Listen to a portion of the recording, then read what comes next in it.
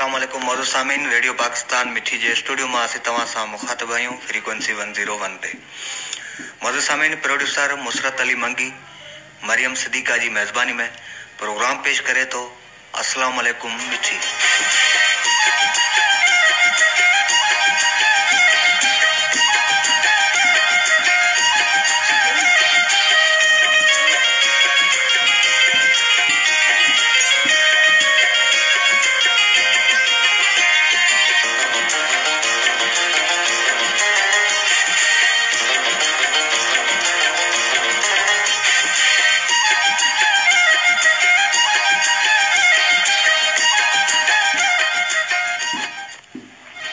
अस्सलामुअलैकुम सामिन प्रोग्राम अस्सलामुअलैकुम मिठी साण करे आऊं हाजिर खिदमत आया प्रोग्राम जी मेज़बान मरियम सदीका।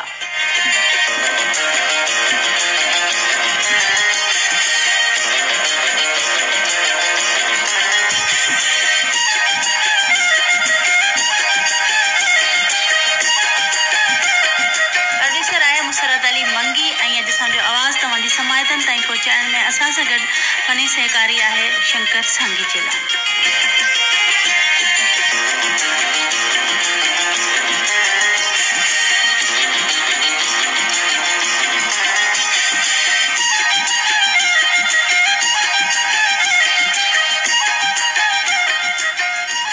जी सामिन कीअं आहियो? उमेद त हमेशह जी अॼु बि ख़ुशबाश ऐं ख़ैरियत सां हूंदा ऐं असांजी दुआऊं आहिनि त जिते बि हुजो शल अल्लाह ताला जी रहमत तव्हां सभिनी ते वसंदी रहे।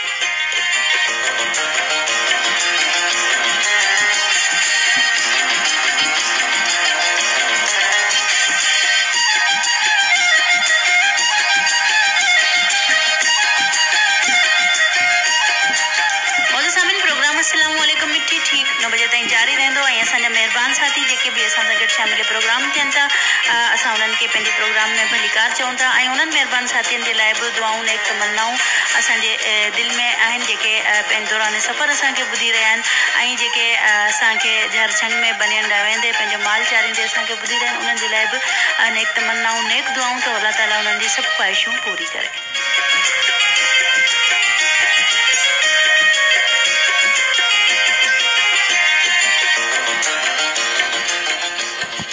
मौजूद सामिन सुबुह जो आगाज़ जॾहिं बि थींदो आहे शुरूआति थींदी आहे त असांखे इहा ई कोशिशि करणु खपे त असां पंहिंजे कमनि कारनि जी जेका बि शुरूआति कयूं था उहो सुठे नमूने सां कयूं नेक नियती सां कयूं त जीअं सॼो ॾींहुं असांजो जेको आहे उहो नेक नियती ऐं आसानी सां गुज़रे। छो त जेकॾहिं असां सुबुह परेशान हूंदासीं ऐं सुबुह जेको असां कुझु बुरो सोचींदासीं त हुनजो ज़हन ते असांजो सॼो ॾींहुं असरु रहंदो ऐं उहो असरु तमामु ख़राबु थी सघे थो। छो त जॾहिं इंसान राति जी निंड पूरी करे सुबुह जो उथे थो त ख़ुदा ताला जे तरफ़ां उन्हनि जी ज़हन जेके आहिनि मुकमल तौर ते फ्रेश हुजनि था ऐं चवंदा आहिनि न त जेको जल्दी सुम्हणु खपे ऐं जल्दी उथणु खपे ऐं जेको इंसानु सुबुह उथी पंहिंजे रब ताला जे हुज़ूर निमे थो ऐं ख़ुदा ताला खां दुआ घुरे थो पंहिंजी ज़िंदगी जी आसानी जे लाइ उन्हनि जे लाइ यकीनन आसानियूं हूंदियूं आहिनि पर पंहिंजी सोचनि जो जेको तव्हांजी सोचूं आहिनि उन्हनि खे तव्हां बहितर नमूने सां सोचो ऐं कोशिशि कयो त ॿियनि जे लाइ सुठो सोचियो त जीअं तव्हांजो सुबुह जो आगाज़ जेको आहे सुठी सोच सां थिए त तव्हांजो ॾींहं जो जेको ख़ात्मो थींदो उहो बि सुठी सोच सां ई थींदो। त कोशिशि कयो ॿियनि जे लाइ भलो सोचियो त तव्हांजो पंहिंजो भलो थींदो। मौजूद सामिन प्रोग्राम अस्सलामुअलैकुम मिठी जो शुरूआति में असां शामिल कयूं था ही आरफानो रंग अचो त गॾिजी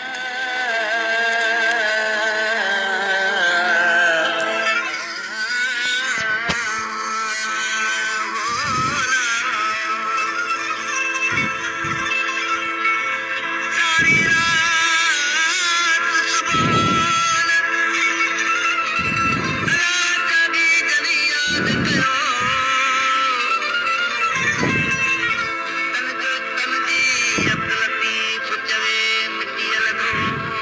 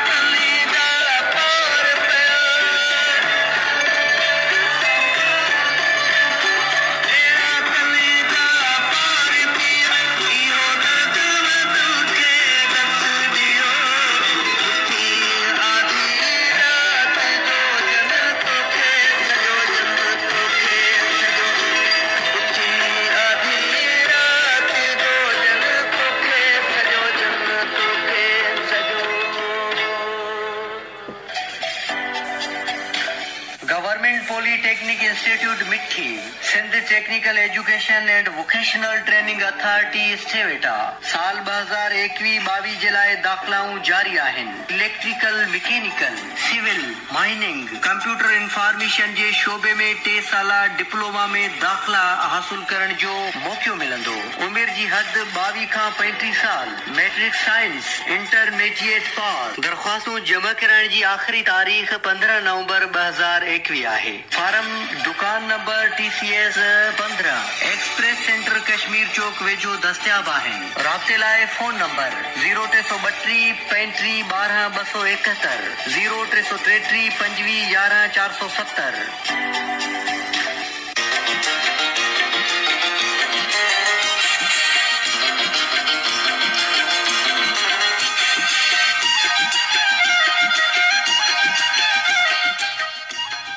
मौजूद सभिनी प्रोग्राम अस्सलाम वालेकुम मिठी रेडियो पाकिस्तान मिठी जे स्टूडियो में पेश कयो पियो वञे।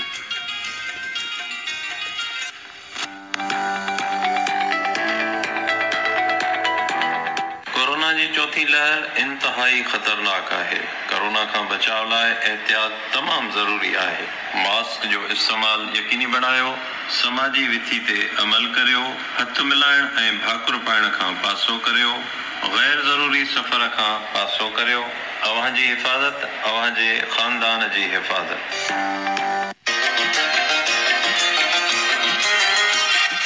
मौजूद सामिन टाइम थी वियो आहे सिंधी में ख़बरनि जो। अचो त ख़बरूं ॿुधूं।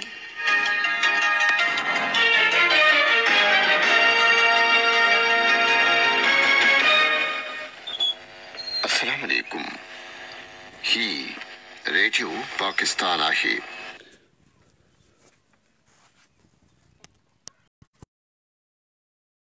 काम इक़्तिसादी बहरान खां बचाए सघिजे। हुकूमत सॼे मुल्क में शहरनि खे सिहत जूं बहितरीन तिबी सहूलियतूं फराहम करण लाइ पुरज़म आहे। पाकिस्तान भारत में अक़लियती ख़ासि तौर ते मुसलमाननि ते लाॻीतो ज़ुल्म ऐं ॾाढ ते शदीद गिनती जो इज़हार कयो आहे। सिंध जे आबकारी महसूलनि वारे वज़ीर कराची में रोडनि ते गाॾियुनि जी चिकास ऐं महसूलनि जी उगारी लाइ हिकु मुहिम हलाइण जी हिदायत कई आहे। ICC T20 वर्ल्ड कप जो फाइनल सुभाणे अबूज़ाबी में ऑस्ट्रेलिया न्यूज़ीलैंड जे विच में खेॾियो वेंदो। हाणे अवां पूरियूं ख़बरूं ॿुधंदा। वज़ीर आज़म इमरान ख़ान हिकु भेरो ॿीहर चयो आहे त पुरअमन, पाइदार, ख़ुदि मुख़्तार ऐं ख़ुशहाल अफ़गानिस्तान पाकिस्तान ऐं ख़िते लाइ तमामु ज़रूरी आहे।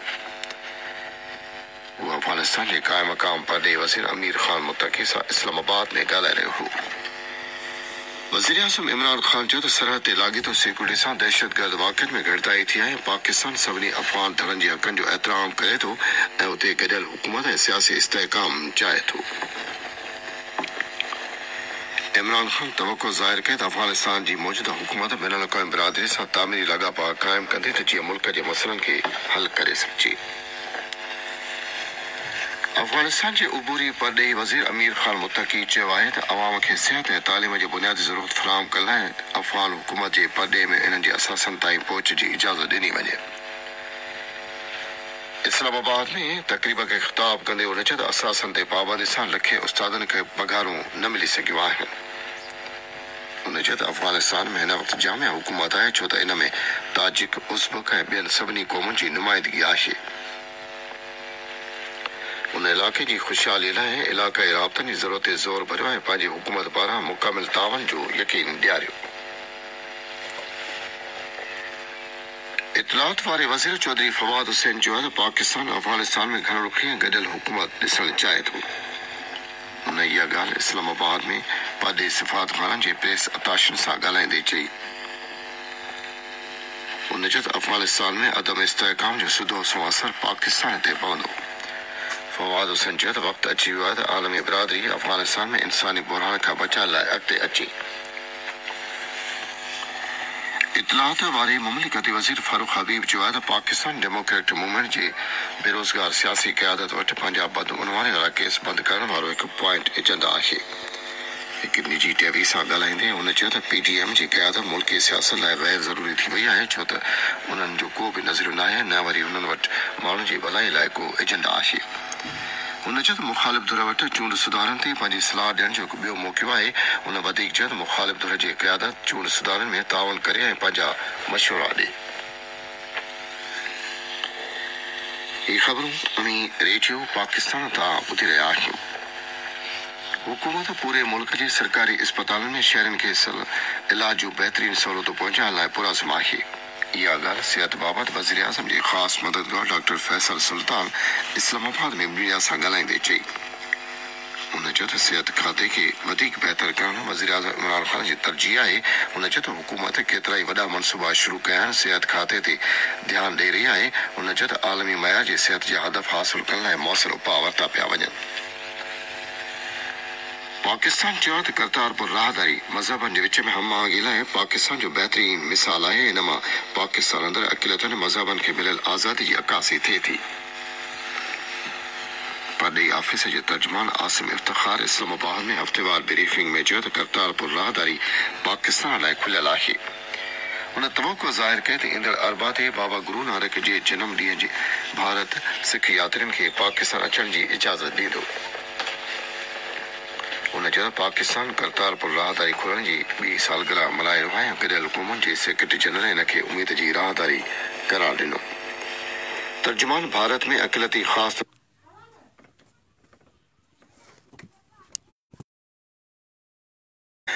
मुकेश कुमार चावला चयो त गाॾियुनि जी महसूल लाइ रस्तनि ते चिकास वारी मुहिम शुरू कई पई वञे ऐं ऑनलाइन महसूल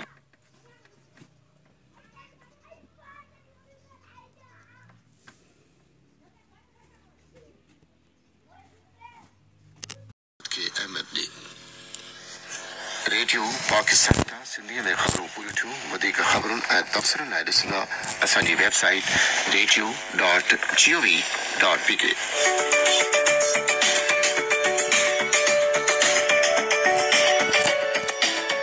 पीअण जे पाणी खे हमेशा साफ़ सुथरो ऐं ढके रखो। पाणी खे पीअण खां अॻु में उॿारियो, पोइ उनखे छाणे ऐं थधो करे पीअण लाइ इस्तेमालु करियो। थधे पाणी जे वापराइण सां बीमारियुनि खां बची सघिजे। कम जे दौरान समाजी मुफ़ासिले यानी हिक ॿिए खां 6 फुट जो फ़ासिलो रखो। बार बार पंहिंजा हथ डेटोल या साबुण सां धुलाई करणु घुर्जनि। मासिक पाइण लाज़मी आहे। कंहिं बि एमरजेंसी जी सूरत में 1166 ते राब्तो करणु घुर्जे। कोरोना जे शकी मरीज़ खां उन जी बीमारी ऐं थींदड़ इलाज बाबति मालूमात हासिल करणु घुर्जे। हिकु दफ़ो इस्तेमालु थियल मासिक विच रस्ते में उछलाइण बजाए किचिरे जे दॿे में उछलाए या साड़ियो वञे। निछाचनि या खंघनि जी सूरत में पंहिंजे नक खे बांह सां ढकणु ऐं मुंहुं माण्हुनि खां ॿिए तरफ़ मोड़णु घुर्जे त जीअं निछ जा जरासीम ॿियनि ते असर अंदाज़ न थियनि। ही मैसेज अवां ताईं PVTP सिंध पाकिस्तान ऐं DKH जे तरफ़ां पहुचायो वियो।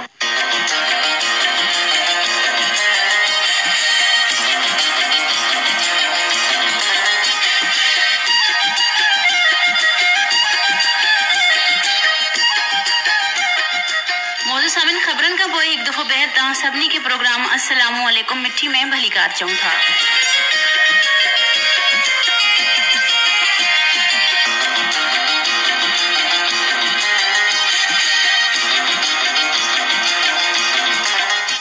मुझे सामिन सेहत ज़िंदगी आहे ऐं महकमा सेहत जे तरफ़ां जेको आहे असांजे थरपारकर में जेके आहिनि ओरड़ी ऐं रोबिला जा टुका लॻाया पिया वञनि। जेके बि हेल्थ जी टीमूं तव्हांजे ॻोठनि में तव्हांजे घरनि जे दरवाज़नि ताईं पहुची रहियूं आहिनि उन्हनि सां महिरबानी करे ताउन कयो।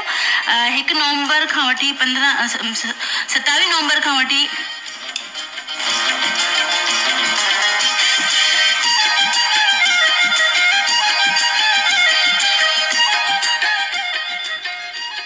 मौजूद सामिन 15 नवंबर खां वठी 27 नवंबर ताईं 9 महीननि जे ॿार खां वठी 15 सालनि जे ॿारनि खे ओरड़ी ऐं रोबिला खां बचाव जा टुका लॻाया पिया वञनि। ऐं हिकु दफ़ो ॿीहर इहो ई चवंदसि त जेके बि टीमूं तव्हांजे घर अचनि पियूं तव्हांजे ॻोठनि में अचनि पियूं तव्हांजे जेके ॿाराड़ी जा इलाइक़ा आहिनि जिते मायूं ऐं ॿारड़ा बनियुनि में हिन वक़्तु मसरूफ़ आहिनि उन्हनि खे बि इहा ई गुज़ारिश आहे त कुझु न कुझु कोशिशि कयो त इन अरसे में तव्हां पंहिंजी इहा वैक्सीन पूरी करायो। छो त ओरड़ी हिकु अहिड़ो मर्ज़ु आहे आहे जेको फैलिजे थो त तमामु घणो नुक़सानु थी सघे थो ऐं उनजा काफ़ी सारा नुक़सानात आहिनि जिनमें जेके ज़िंदगी खे बि ख़तरो थी सघे थो। त कोशिशि कयो त पंहिंजे आसपास पंहिंजे पाड़े में ईंदड़ जेके बि टीमूं आहिनि उन्हनि सां तव्हां भरपूर ताउन कयो ऐं उहे पढ़िया लिखिया हज़रात जेके पंहिंजे ॻोठनि में कुझु सोच सम्झ रखनि था ऐं हिन ॻाल्हियुनि खे सम्झनि था सिहत जे बारे में, त उहे ज़रूरु जेके आहिनि पंहिंजे आसपास मौजूदु अहिड़नि माण्हुनि जी मदद कनि जेके हिन ॻाल्हि ते मोटिवेट कोन था थियनि त असांखे टुका लॻण खां को नुक़सानु थी सघे थो। यकीन इहा ई करणु खपे तव्हांखे त जॾहिं बि हुकूमत को बि अहिड़ो क़दम खणे थी त उहो इंसाननि जे लाइ कारआमद ई हूंदो आहे ऐं उन्हनि सां ज़रूरु ताउन करणु खपे त जीअं असां कंहिं बि बीमारी कंहिं बि वबा खे जीअं असां उन्हनि खे पोइते धिके सघूं ऐं हिकु रोशन ऐं मुस्तक़बिल जेको रोशन मुस्तक़बिल आहे ऐं रोशन पाकिस्तान जी बुनियादु रखी सघूं।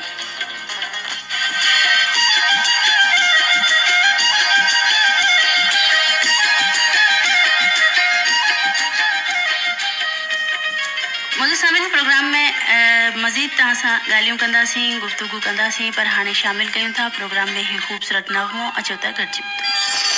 छॾे वञण जी ओ प्यारा छॾे वञण जी ओ साईं छॾे वञण जी ॻाल्हि न कर मत तोखां अॻई मुंहिंजो साहु वञे साहु वञे साहु वञे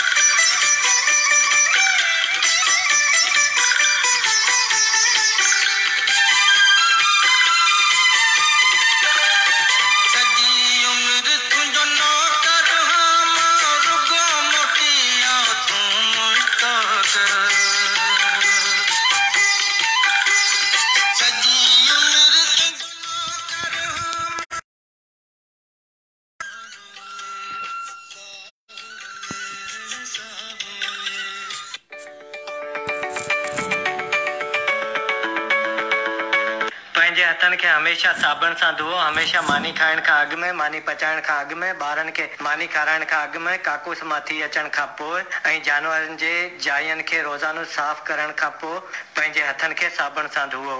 पंहिंजे घर तोड़े घिटियुनि खे साफ़ रखो। खुले मैदान में काकूस करण खां परहेज़ करियो ऐं घर में काकूस खाने जो इस्तेमालु करियो। पंहिंजे ॿारनि खे बि खुले मैदान में काकूस करण खां मना करियो। ही मैसेज अवां ताईं PVTP सिंध पाकिस्तान ऐं DKH जे तरफ़ां पहुचायो वियो।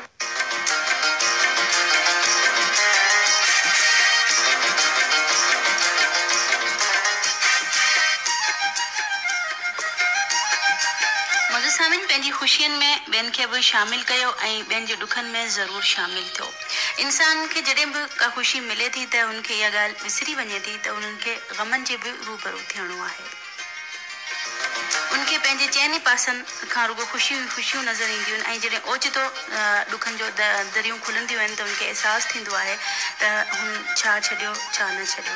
त इन करे पंहिंजी ख़ुशियुनि में कंहिंखे बि न रंजाए।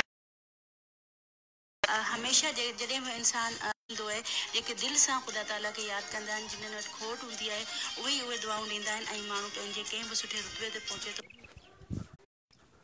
भी शामिल प्रोग्राम में लुंढार खां भीमराज मकवाणो, विशम कुमार चतू ऐं मनवाणी गोट खारो जुड़े खां ज़कावला जुड़े जो यादि करे पियो ऐं उन्हनि सां गॾु आहे अज़र अली जुड़े जो। सजन सांगी जीवान खां गुलाब गुल लिखियो मैसेज कयो आहे त अदी असां माल चारींदे तव्हांजो प्रोग्राम ॿुधूं पिया। अदा तव्हांजी वॾी महिरबानी जो तव्हां असांखे हर वक़्तु ॿुधंदा रहंदा आहियो। ऐं हरियार खां कैलाश कुमार पढ़ियार वासदेव बि असां सां गॾु शामिल प्रोग्राम आहिनि ऐं कराची खां अॼु असांखे ॿुधनि पिया मोहम्मद साहर ऐं वाहिद अली जुड़े जो बि ऐं गोठ आमरियो खां ज़ाहिद हुसैन जुड़े जो, नंढड़ो इशफाक जुड़े जो, शौकत अली गोठ लुणियार खां मुनवर अली सान, मुज़फ़र अली सान, मेहर अली सान, दीन मोहम्मद सान भी शामिल प्रोग्राम आहिनि। बिलाल जी धाणी खां मीर मुनवर जुड़े जो, हैबत अली जुड़े जो, रोशन दीन जुड़े जो ऐं गुलज़ार जुड़े जो बि असांखे ॿुधनि पिया।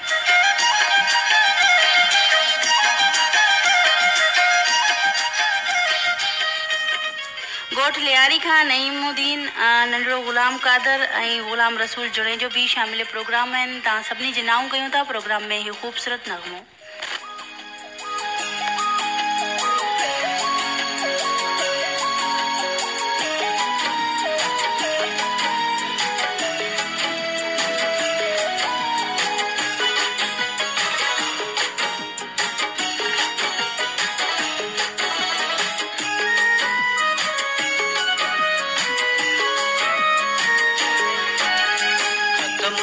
सब आसरा टुटी वया सब वास्ता तो दिना दुख तुंज सुखन ले दिल दुआ थी वरीब करे। रब साईं मुझे से जी हर खुशी तो के नसीब करे। रब साईं मुझे से जी हर खुशी तो के नसीब करे।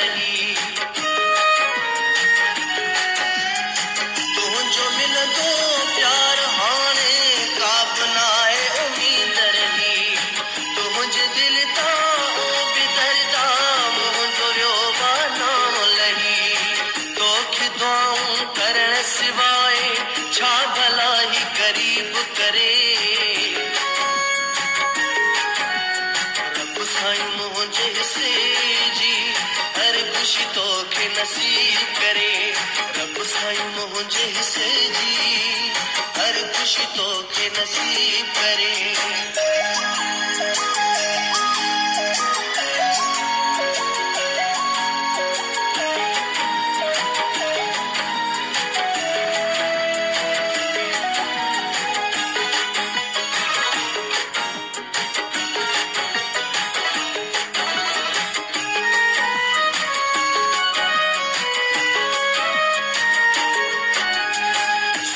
क्या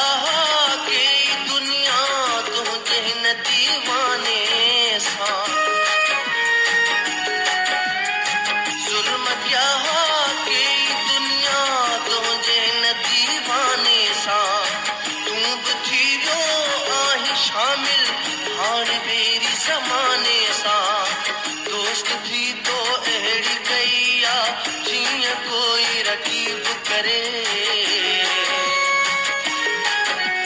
रब साईं मुंहिंजे से जी हर ख़ुशी तोखे नसीब करे रब साईं मुंहिंजे से जी हर ख़ुशी तोखे नसीब करे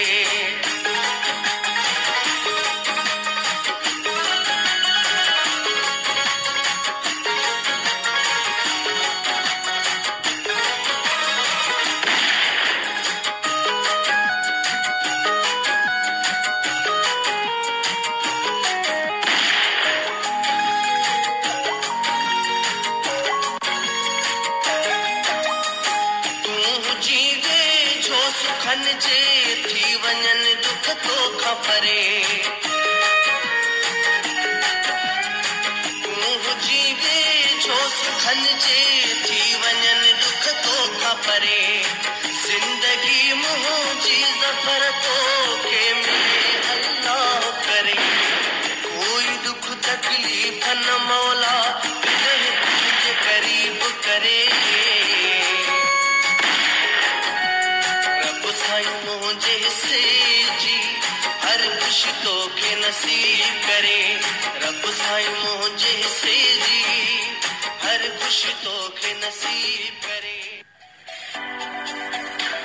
government polytechnic institute Mithi Sindh technical education and vocational training authority STEVTA साल 2021-22 जे लाइ दाख़िलाऊं जारी आहिनि electrical mechanical civil mining computer information जे शोबे में 3 साला डिप्लोमा में दाख़िला हासिल करण जो मौक़ो मिलंदो उमिरि जी हद 22 खां 35 साल मैट्रिक साइंस इंटरमीडिएट पास दरख़्वास्तूं जमा कराइण जी आख़िरी तारीख़ 15 नवंबर 2021 आहे फारम दुकान number TCS 15 express centre Kashmir Chowk वेझो दस्तियाब आहिनि राब्ते लाइ फोन नंबर 0332 35 12 271 0333 25 11 470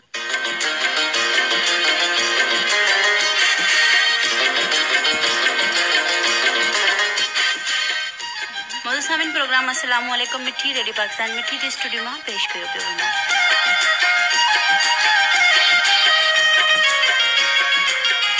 हिकु दफ़ो ॿीहर तव्हांखे ॿुधाईंदी हलां त नवंबर 15 तारीख़ खां नवंबर 27 तारीख़ ताईं 9 महीननि जे ॿारनि खां वठी 15 सालनि जे ॿारनि ताईं जेको आहे रोबीला ऐं उड़ी खां बचाव जा टुका लॻाया पिया वञनि पंहिंजे घरनि में ईंदड़ हेल्थ जी टीमनि खां तव्हांखे मुकमल ताउन करिणो आहे ऐं हुननि खे टुका ॿारनि खे पंहिंजे ॿारनि खे ज़रूरु टुका लॻायो त जीअं असां हिननि बीमारियुनि खां ईंदड़ जेके बि वबाई अमराज़ आहिनि इहे ॿई असां उन्हनि खां निमटी सघूं ऐं पंहिंजी ॿारनि जी ज़िंदगी बि बचाए सघूं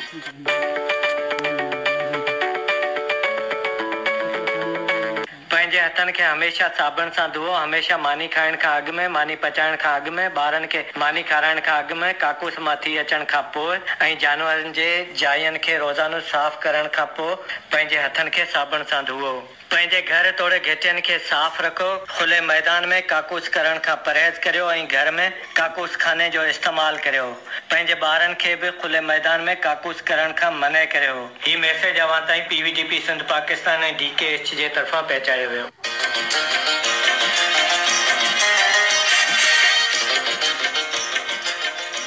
मौजूद सामिन डिलियांचो का शामिल प्रोग्राम थे आहिनि पूंजोमल रोजतल मां प्रोग्राम ॿुधनि पिया पीर लोठो हिननि जी बि महिरबानी अबनि जो तड़का असांखे यादि कयो मोहम्मद सालिम जुणेजो ग़ुलाम का हैदर जुणेजो ॻोठु सड़ भाणो खां लूणोमल खोकर ज्ञानचंद फ़कीर आमर नोटो जंजी खां बशीर जंजी ऐं नंढड़ो अली अहमद जंजी फिदा हुसैन हरबूसर खां ज़ुबैर अहमद सान ज़ैद अहमद फारूक अहमद रफ़ीक अहमद ऐं नसीबुल्ला लुतुफुल्ला हरियार खां हीरोमल पढ़ियार ऐं मिठी खां रोबिन महाराज शामिल प्रोग्राम आहिनि महियार खां मदन लाल मेघवाड़ महिरबानी चवनि पिया अदा तव्हांजी महिरबानी जो तव्हां असांजे गॾु शामिल प्रोग्राम ते आहियो ॻोठु बहाड़ो खां नंढड़ो गोगाराम नगजी पिरभूलाल ऐं नंढड़ी हसनाबाई बि शामिल प्रोग्राम आहिनि लुणियार खां अब्दुल समद ऐं मुनवर दल लुणियार खां भेरूलाल लोंगाणी अस्सलाम वालेकुम चवनि पिया वालेकुम सलाम ॻोठु नैणीसर खां वफ़ा घनश्याम दास मोराणी जे माग खां पोपाटियो खां हरीराम मोतियाणी भी शामिल प्रोग्राम भाडारो जुणेजा खां अब्दुल गफ़ार जुणेजो हसन अली जामन जुणेजो ऐं माखन जुणेजो सुमाराणी पाड़ो सायासर खां मिसरी वारी न्याल वारी जुम्मो वारी ऐं नंढड़ी भागी भाई भाडारो जुणेजा खां अब्दुल हकीम जुणेजो वसान जुड़े जो ऐं लियाकत अली उनरो खां दीन मोहम्मद जुड़े जो मुरीद अली ऐं इदरीस जुड़े जो लुंडहार खां भीशम मकवाणो नंढड़ी दुर्गा बाई ऐं वीनता बाई ॻोठ नैणीसर खां परवेज़ अली उमराणी ॻोठ आमरियो खां मांझी तौफ़ीक़ भी शामिल प्रोग्राम आहिनि।